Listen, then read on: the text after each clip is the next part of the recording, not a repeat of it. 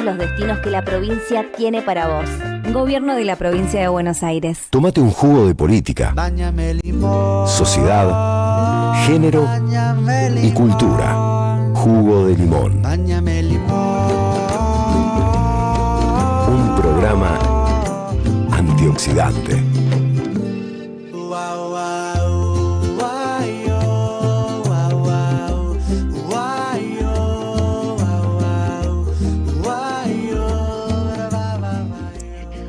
Bueno, ya estamos aquí nuevamente y vamos a saludar a Santiago Liaudat, que no estuvo el lunes, pero está hoy. Hola, Santiago. Hola, Sandra, ¿cómo andas? ¿Cómo va? Bien, bien. Bueno, vamos a ya ir concluyendo este largo ciclo que hemos hecho sobre capitalismo digital.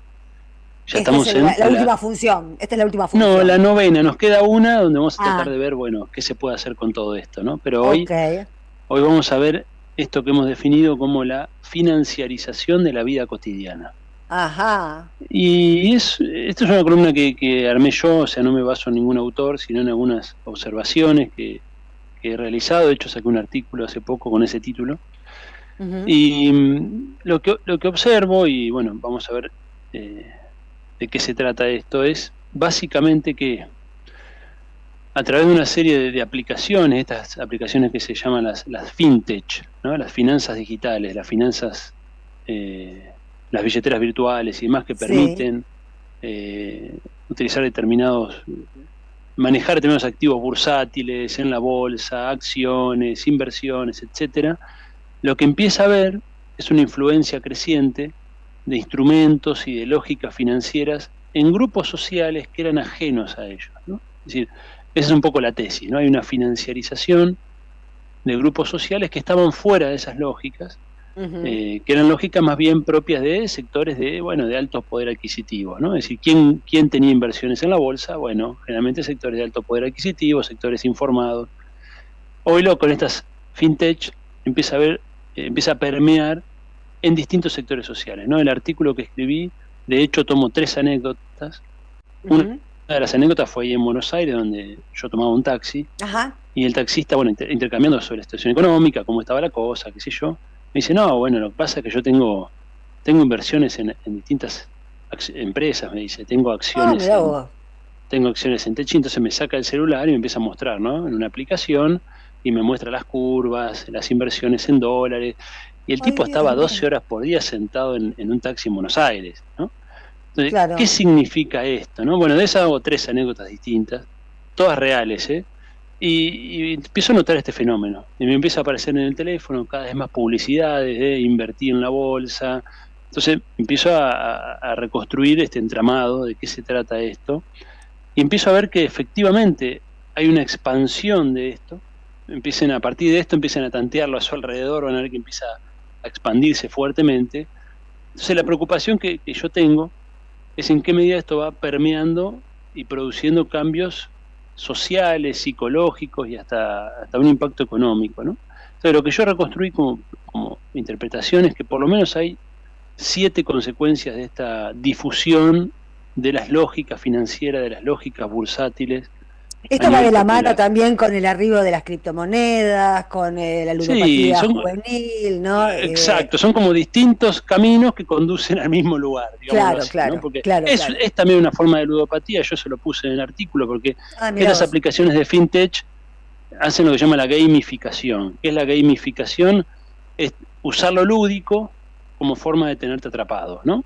Que es básicamente el mismo mecanismo que tienen las plataformas de apuestas. Exacto. Es el mismo mecanismo que las redes sociales, todas funcionan igual. Esto es la gamificación, ¿no? Entonces tenés recompensas y castigos, atractivas presentaciones visuales, ¿no? Es decir, hay una serie de mecanismos que ellos tienen para tenerte atrapado.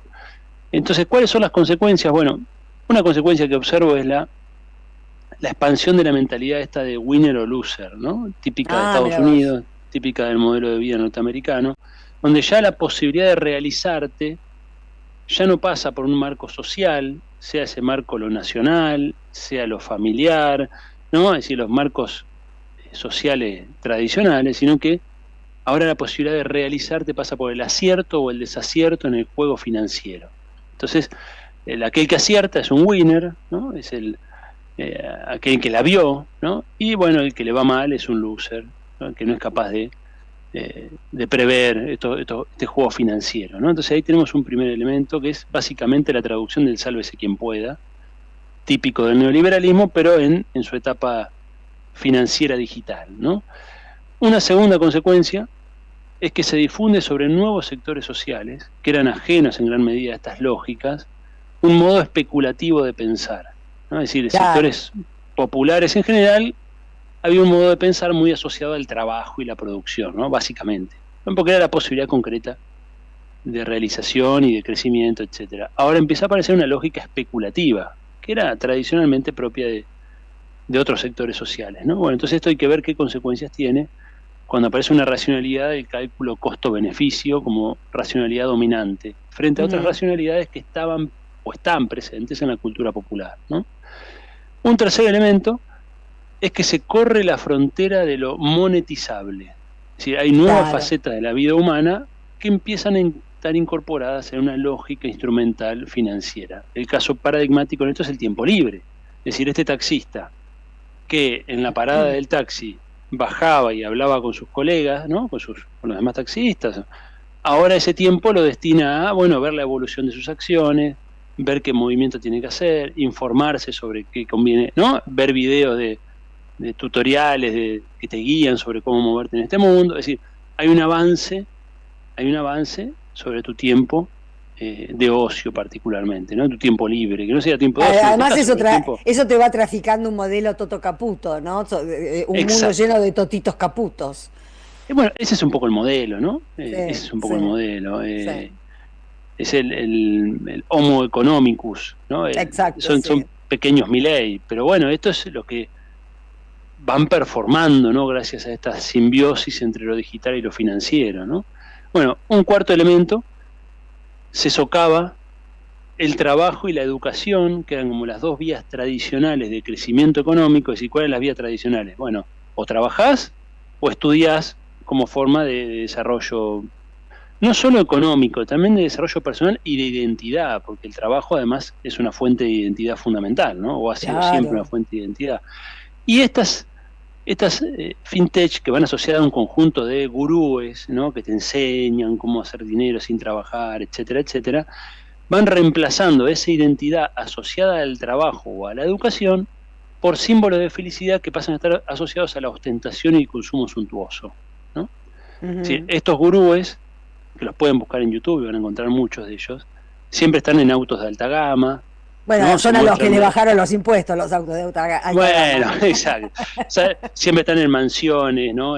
Que nunca sabemos si son de ellos realmente, pero aparecen ahí hablando como, bueno, a esto yo te voy a hacer llegar, ¿no? Vos vení a mis cursos, ¿no? Pagá en dólares mis enseñanzas y esto es lo que yo te prometo, ¿no? Esta es una promesa de felicidad. Pero fíjense que ya no es la identidad asociada al trabajo o la asociada a la educación, ¿no? Sino que es aquella identidad asociada básicamente a una riqueza, ¿no? A una ostentación además, ¿no?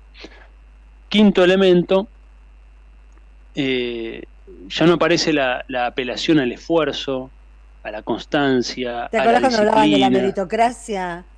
Bueno, eso a esto quedó desplazado frente a un mensaje del dinero fácil. Justamente de la plata dulce. El mensaje que circula en estas plata, claro, la plata que se multiplica sola, ¿no? Es decir, esto es muy interesante porque en el esquema tradicional del capitalismo, que hay que analizar a Marx en el Capital, ¿no? Aparecía dinero, mercancía, dinero multiplicado, ¿no? Es decir, había un proceso productivo donde se extraía el plusvalor y eso multiplicaba el capital inicial, ¿no? Esta era un poco la idea del capitalismo industrial. Ahora, en cambio, es dinero, se transforma en más dinero y no pasa nada en el medio, ¿no? Entonces, este fenómeno de la plata que se multiplica sola, que por supuesto es un fetiche, pero es lo que circula, los discursos que circulan en la lógica de lo financiero es esto, ¿no? Es decir, vos invertiste en una empresa que valía tanto, ahora las acciones subieron y tenés mucho más plata, ¿no? Esta es la promesa, donde siempre queda oculto qué es lo que pasa detrás de esto. Pero este es el mensaje, ¿no? Hay una plata que se multiplica sola. Una sexta consecuencia, creo que de las más importantes y de las más graves desde el punto de vista de un proyecto popular, es que emerge un nuevo tipo de solidaridad vertical del pobre y del trabajador con el gran capital, en perjuicio de la solidaridad horizontal con tus colegas y con tu comunidad. ¿Qué significa Eso es un esto? horror, es un horror. Ese taxista, a ver, por supuesto no estoy personalizando a esta persona, pero es un ejemplo que me permite pensarlo. Sí, sí, es cualquiera. Este taxista, sus intereses se identifican con sus acciones que están puestas en una empresa con sede en Luxemburgo, que cotiza en la bolsa de Nueva York, y él tiene una solidaridad con esa empresa, a partir de que sus ahorros están puestos ahí. Claro, Entonces, él se siente parte. ¿Entendés? Entonces, la posibilidad suya, su solidaridad espontánea, no va a ser con sus colegas taxistas del sindicato, de su propia condición de clase, o con su comunidad, su barrio o su país, sino con esa gran multinacional anónima, ¿no? Que no sabemos ni quiénes son, pero que él tiene puestos sus acciones y sus ahorros ahí, ¿no? Entonces, esa solidaridad vertical es un enorme problema a la hora de pensar en construir proyectos colectivos que anclen en identidades comunitarias, en identidades sociales, ¿no? Fíjense que, nuevamente, es una lógica muy fragmentadora, muy desnacionalizadora también. Y esto comulga con la séptima consecuencia que identifiqué, que es que hay un impacto económico también de esto. ¿Por qué hay un impacto económico? Porque son formas también de capturar el pequeño ahorro argentino, ¿no? El pequeño ahorro de un trabajador o incluso de un pobre, porque estas plataformas están permeando en todos los sectores sociales. Entonces, no importa cuánto tengas, vos podés entrar al juego, ¿no? Vos podés entrar, con muy poquito ya podés entrar. Y ese ahorro entra en circuitos de valorización financiera globales.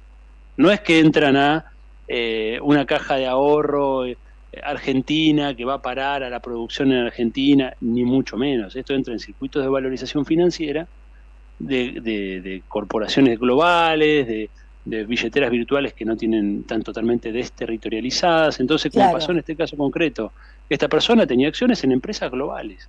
No es que esa acción o ese ahorro va destinado a una banca del fomento de la producción o del desarrollo o de la industria. Nada de eso, ¿no? Entonces, acá tenemos un riesgo real de descapitalización, ¿no? Sumado a la fuga de capitales de los sectores poderosos, de los sectores de altos ingresos, que siempre tuvieron sus mecanismos para fugar capitales. Ahora, de la mano con estas aplicaciones, se abre la puerta también a la fuga del pequeño capital, del pequeño ahorro, que en la suma total es significativo, ¿no? Es significativo. O sea, ahí tenemos un nuevo problema que creo que tenemos que empezar a atender cuando hablamos de estas aplicaciones.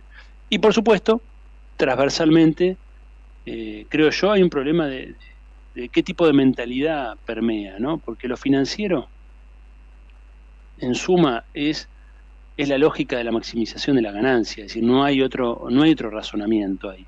Ahí no entran ni razones ambientales, ni razones sociales, ni razones de soberanía.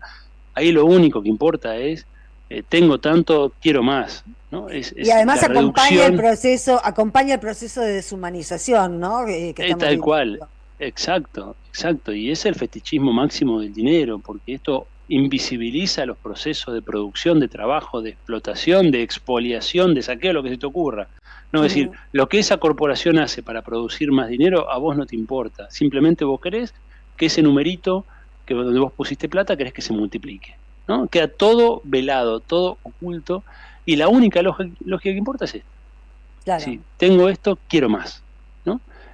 Simplificando razonamientos que ya en la economía son mucho más complejos. Imagínense cuando empezamos a considerar otras variables, ¿no? Como la sustentabilidad ambiental, como la justicia social, como la soberanía. Nada de esto entra en el cálculo financiero. Nada de esto entra en el cálculo. Me estoy acordando del proyecto de Milei de que los chicos sean entrenados desde los 13 años, ¿no? Que sean habilitados, mejor dicho, para entrar a la bolsa, para hacer operaciones bursátiles. Esto ya está ocurriendo. Una de las anécdotas que puse justamente es a través de un padre, me cuenta anécdotas de su relación con su hijo adolescente, y justamente lo que está pasando es que ya está ocurriendo espontáneamente, o no espontáneamente, pero por la lógica del mercado, digamos, ya está ocurriendo que se están formando a partir de estos chicos que llaman los traders. ¿Qué son los traders? Son jóvenes que están en las redes diciendo cómo hacer para entrar en la bolsa y multiplicar tu dinero sin trabajar. Y esto es una especie de boom en este momento entre los adolescentes. Entonces, ya está sucediendo lo que el presidente dijo que tenía que pasar. Que ya se mezcla el clima de época que es tecnológico con la necesidad de tener guita porque no hay trabajo. Entonces se empieza a Bueno, mezclar claro. ¿no? Se empiezan Esto a es un mezclar las fenómeno cosas. global, ¿no? Es decir, lo financiero y lo digital, y esto lo empezamos a ver con más claridad, creo yo, en la última década.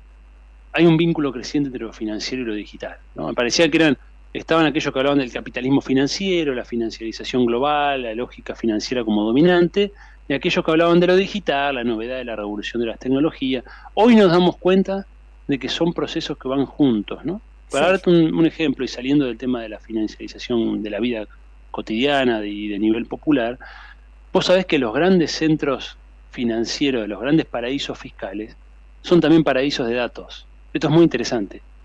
Si los países, que son países en general asociados a la Commonwealth, ¿no? A la corona británica, a los grandes paraísos fiscales, bueno, Estados Unidos también es un paraíso fiscal, acá tenemos un paraíso fiscal acá cerquita, que es Uruguay, y hay varios paraísos fiscales en todo el mundo, en general son además grandes data centers. O sea, los lugares donde se concentran los datos en el mundo son los mismos lugares donde están funcionando los paraísos fiscales. Entonces, ahí hay una señal de que algo está sucediendo, ¿no? Las regiones más hiperconectadas a Internet con mayor velocidad en el mundo son todos paraísos fiscales. Entonces, evidentemente hay un vínculo que requiere todavía ser explorado, analizado y profundizado entre estas lógicas de valorización financiera y estas nuevas corporaciones digitales globales, ¿no? Ahí evidentemente hay un cruce que es preciso también profundizar. Así es. Gracias, Santiago. Bueno, y ya la semana que viene terminamos con este ciclo. Terminamos con este ciclo y después empezamos con otro. Sí, humanismo, vamos a charlar un poquito de humanismo. Ah, qué interesante. Qué bueno, qué bueno. Bueno. Bueno, gracias, Santiago. Un beso. Chao, Chau, hasta chau. la semana Adiós. que viene. Nosotros, separador y mensajes. Wow, wow, wow, wow.